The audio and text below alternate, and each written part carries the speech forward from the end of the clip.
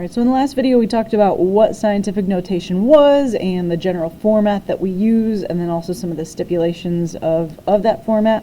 So now we're going to do some example moving from scientific to standard and also standard to scientific notation. So we talked about scientific notation. Standard notation just means the normal way we write numbers in their full long forms.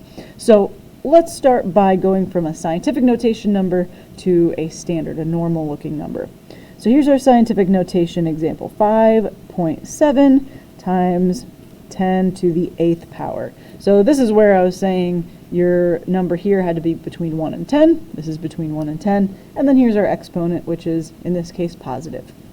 So how do we take this and go to a normal looking number? Well, the first step I tell students to do is to take this first number and just rewrite it down here with the decimal in it, okay? Now, this 10 to whatever power tells us how we need to move the decimal in order to make it a full-blown number.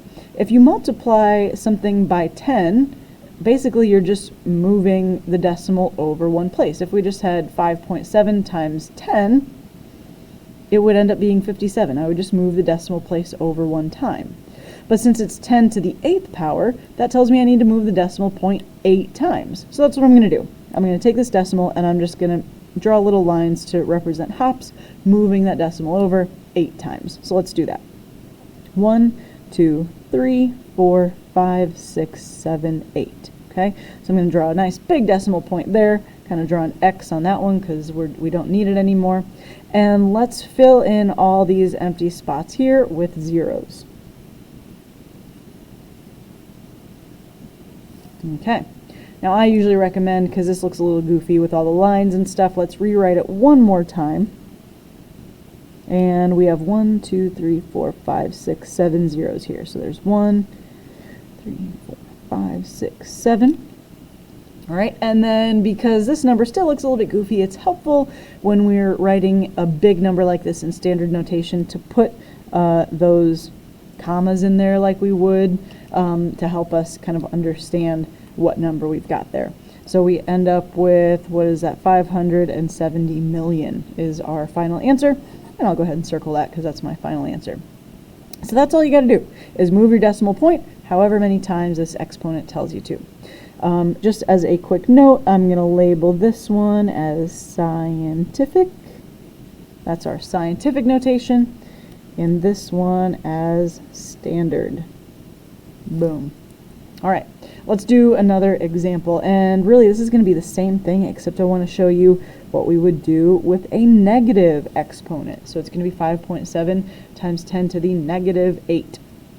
So I'm going to start again by rewriting my number, but a positive exponent means that we need to move the decimal in a positive direction. So think about a number line.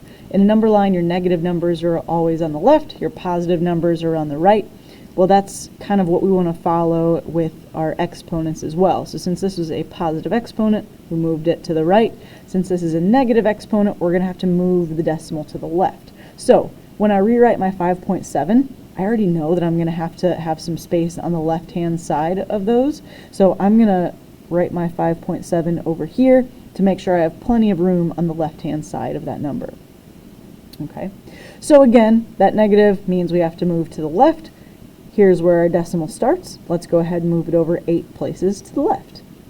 1, 2, 3, 4, 5, 6, 7, 8. So that's where our new decimal point's going to be. And I'm going to go ahead and fill in these spaces with zeros. Okay. And then let's go ahead and rewrite that one more time down here. Now, when you end up with a decimal at a big decimal number like this, please always put a 0 in front of the decimal. Okay, that just helps me understand that there's a decimal there. Okay, so it would really exist right here, but it just kind of helps me understand. That's the best way to write things.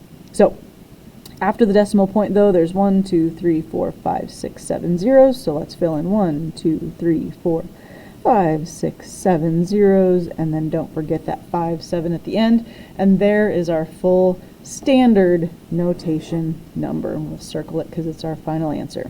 Okay, so there's a couple examples of how you'd go from a scientific notation to a standard notation number. Let me know if you have any questions, and see the next video to see how we go the opposite direction. By the way, if you want some example problems on the back, here's the example problems we did. 5.34 times 10 to the 4th power, and then example number 2 was 8.1 times 10 to the negative 5. All right, so there's your example problems for scientific to standard. Sci to stan. All right, good luck.